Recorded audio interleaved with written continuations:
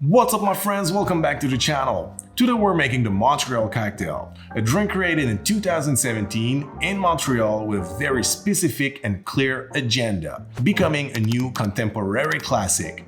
Did it work? I don't know. According to a survey that I just made on my channel, just a few hours from shooting this video, more than 90% of the people don't know what the cocktail is. But is that really how we determine how a cocktail becomes a classic? That's a good question, and I don't know what to think about it. I'm not even sure I have a real opinion, but I would love to have yours. What does it take for a new cocktail to become a modern classic? So that being said, if you're new to the channel, hit that subscribe button, go grab your mixing glass, we're gonna make some Montreal cocktails. In 2017 was the 375th anniversary of Montreal. For the occasion, 15 bartenders gathered together to create what would become the new official cocktail of the city.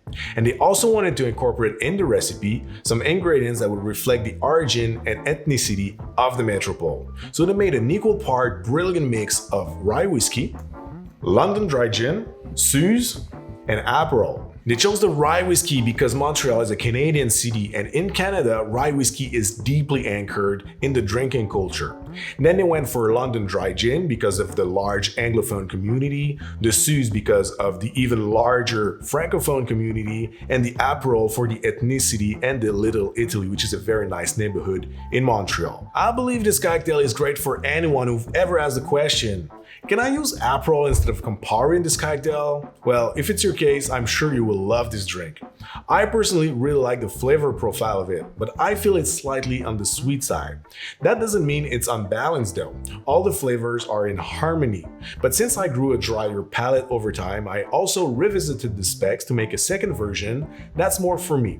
So we're gonna make them both today, and hopefully there will be one for everyone. So let's start with the original Montreal cocktail.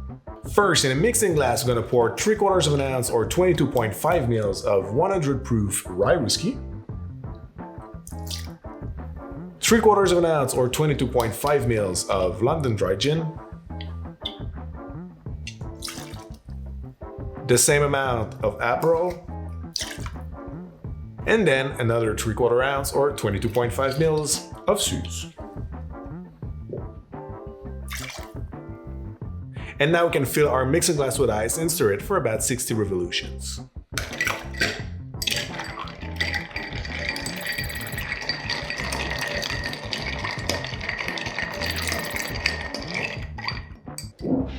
We're gonna serve this cocktail up. I'm using these little cutie here, but you can use a Nick and Nora or a cocktail coupe, totally up to you. And we're gonna garnish this with grapefruit oil. And there you go, my friends. This is how we make the Montreal cocktail. Cheers. First thing that we get is the nose. Beautiful, bitter, and fresh nose from the grapefruit oil. It is very appealing. Then on the palate, there's a lot going on, but as I said, everything is balanced. We get hearty notes from the Suze, we get bittersweet flavor from the Aperol, the strength from the whiskey, and the botanicals from the gin. Everything plays a very nice role, and even though it is quite a boozy cocktail, I feel it really falls into the category of aperitif, and it's very lovely. It's kind of even refreshing. I love this drink, I love the flavors, but it's slightly on the sweet side for me. So now let's try my drier version of the Montreal cocktail. For this one, we're gonna start with 1 ounce or 30 ml of 100 proof rye whiskey, 1 ounce or 30 ml of London dry gin,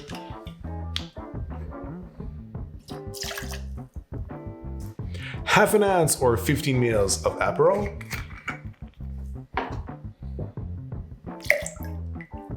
and half an ounce or 15 ml of Suze.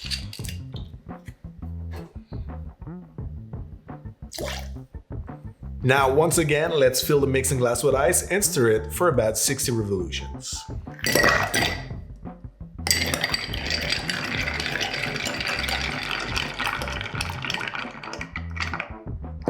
We also serve this cocktail up. I picked the same glass. And for the garnish, once again, a little bit of grapefruit oil. Now to enhance the earthy notes of the Suze and to dry the cocktail even furthermore, we're gonna spray a little bit of mezcal on top of the cocktail. And there you go, my friends, my drier version of the Montreal Cocktail. Cheers. Now on the nose, it's a little bit more complex. We still get that beautiful bitter freshness from the grapefruit, but we also get that smoky, earthy note from the mezcal, which I really love with the grapefruit and all the other flavors in the cocktail. For the taste, we still get everything, but because I treated this one more like a martini rather than a boulevardier, which the original one makes me think of, it is drier, it is boozier, we get more of the whiskey and the botanicals from the gin come through a little bit more, and I really like that. Is it still a Montreal though? Maybe not, but both cocktails are really good. So guys, if you like that kind of video with comparison side by side with the original and my version of a cocktail, let me know in the comments down below. Until I make some, well, you can still watch that Clover Cloud video, which I made comparing 3 different versions side by side. So guys, thank you very much for watching. Have a great day and cheers to the Montreals. Montreal, maybe not.